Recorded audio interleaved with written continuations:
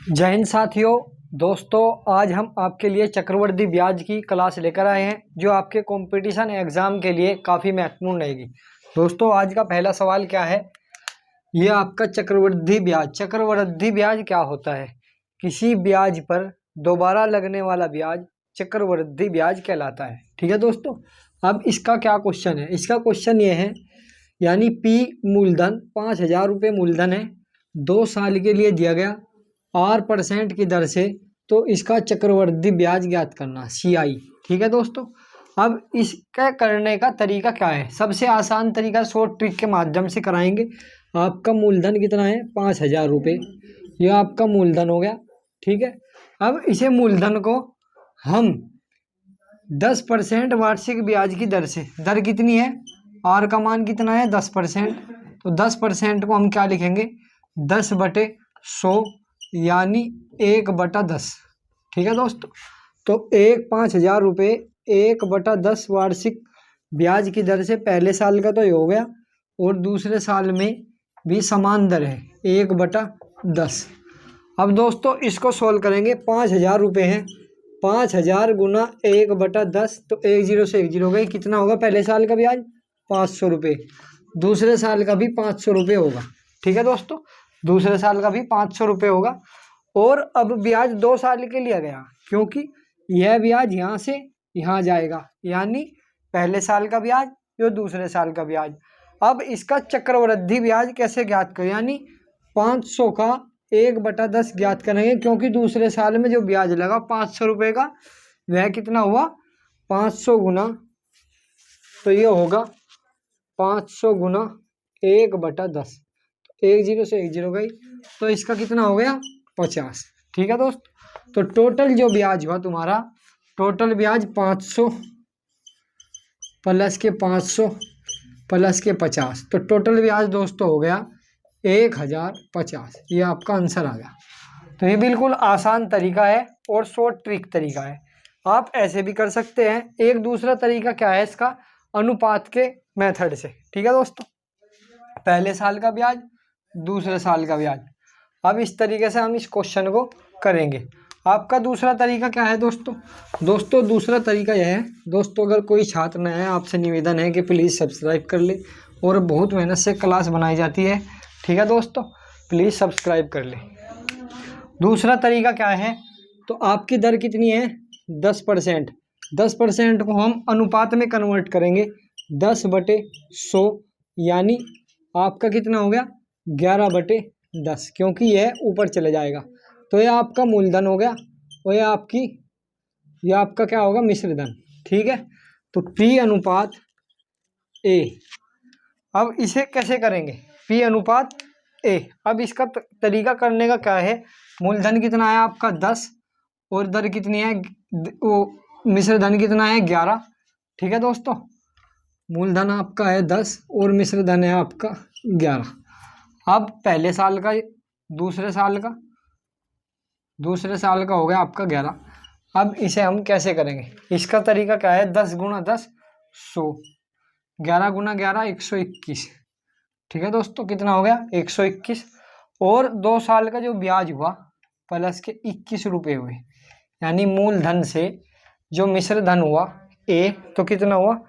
21। अब हमें क्या ज्ञात करना है? अब हमें इसका चक्रवृद्धि ब्याज ज्ञात करना है। चक्रवृद्धि ब्याज ज्ञात करने के लिए हमें क्या करना होगा? 21 रुपये का ब्याज है। 21 रुपये का ब्याज कितने साल के लिए है? 2 साल के लिए। अब इसका ब्याज ज्ञात करने के लिए मूलधन कितना है तुम्हारा? हमारा मूलधन है 5,000 रुपये, और हमारा ब्याज कितना हुआ? 121। ठीक है दोस्तों। अब चक्रवृद्धि ब्याज, चक्रवृद्धि ब्याज के लिए 5,000 क्या है? मूलधन। अब इसका कितना है मूलधन? 100 रुपये गुना 21। 1 0 से 1 0 गई, 1 0 से 1 0 गई, तो 21 0 0, 21 पंजे 105। यह आपका आंसर आ गया। इसके आधार पर हम इन क्वेश्चनों को करेंगे। ठीक है दोस्तों, ये आपका कितना ब्याज आया? 21 रुपये। अब हमें क्या ज्ञात करना? हमें ज्ञात करना है इसमें चक्रवृद्धि ब्याज। चक्रवृद्धि ब्याज ज्ञात करने के लिए 5,000 रुपये मूलधन है। इसमें कितना दिया मूलधन? 100 रुपये। यह है आपका मूलधन P और यह है मिश्रधन A। ठीक है दोस्तों ऐसी ट्रिक के लिए हमारे चैनल को सब्सक्राइब कर ले। हम हर क्वेश्चन की ट्रिक लेकर आते हैं।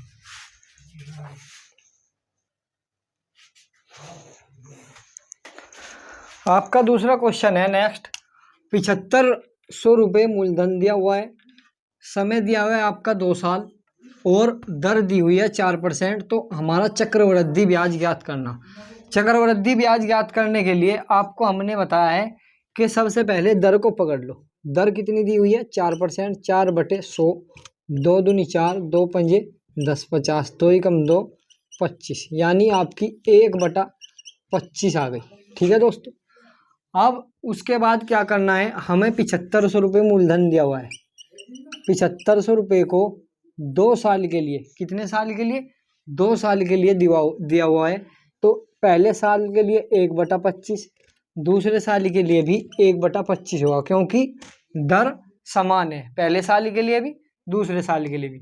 और दोस्तों अब इसे हम भाग करेंगे, 7500 को 1/25 से भाग करेंगे। 25 या 75, 300, यानी 300 रुपये हो गए। और 25 या 75, ये भी 300 रुपये हो गया 2 साल के लिए। पहले साल के लिए लगाया, दूसरे साल के लिए। पहले साल के लिए दोनों ईयर में ब्याज समान होगा। अब चक्रवृद्धि ब्याज ज्ञात करेंगे 300 रुपये का। 300 का 1/25 कितना आएगा? 25 एकम 25, 25 दूनी 50। ठीक है दोस्तों, तो दूसरे साल के लिए आएगा 12। अब हमें टोटल चक्रवृद्धि ब्याज ज्ञात करना। तो 300 और 300 600 प्लस के 12, तो टोटल कितना हो गया? 612। 612 क्या आ गया? आपका ब्याज आ गया। ठीक है दोस्तों, इस तरीके के क्वेश्चन करने के लिए आपको ये मेथड अनिवार्य है। ये सिर्फ 30 सेकंड का मेथड है। ठीक है दोस्तों, वैसे फॉर्मूला चक्रवृद्धि ब्याज के फॉर्मूला के आधार पर करेंगे, मूलधन गुना दर गुना समय गुना, तो इसमें थोड़ा टाइम लगता है। ठीक है दोस्तों, यह है बेसिक तरीका। अब कंपटीशन एग्जाम की अगर आप तैयारी करते हैं तो बेसिक तरीके से कभी भी एग्जाम क्लियर नहीं होता। आप हमेशा ट्रिक के माध्यम से ही क्वेश्चनों को करना सीखें। ठीक है दोस्तों, और एक बात का और ध्यान रखा जाए, इस क्वेश्चन को दूसरे तरीके से हम कैसे कर सकते हैं। दूसरे तरीके से ज्ञात करने के लिए हमने बताया, आप दर को पकड़ लो। दर कितना है? 4/100, 2 दूनी 4, 2 पंजे 10, यानी आपका 1/25 आ गया। तो आपका मूलधन हो गया, ये हो गया आपका मिश्रधन अनुपात में। तो ये हो गए दोस्तों आपको 25 और ये हो गया आपका 26, क्योंकि मिश्रधन में 1 प्लस हो जाएगा, आपका 26/25 हो जाएगा। ठीक है दोस्तों, यानी आपका 25/26 हो जाएगा। जब इसमें मूलधन मिश्रधन से जाएंगे, ब्याज लगकर 1 फालतू हो जाएगा। ठीक है दोस्तों, ये जो ऊपर हम लेते हैं ये होता है हमारा मूलधन और ये होता है हमारा A मिश्रधन। ठीक है दोस्तों, वो क्वेश्चन के आधार पर बात होती है।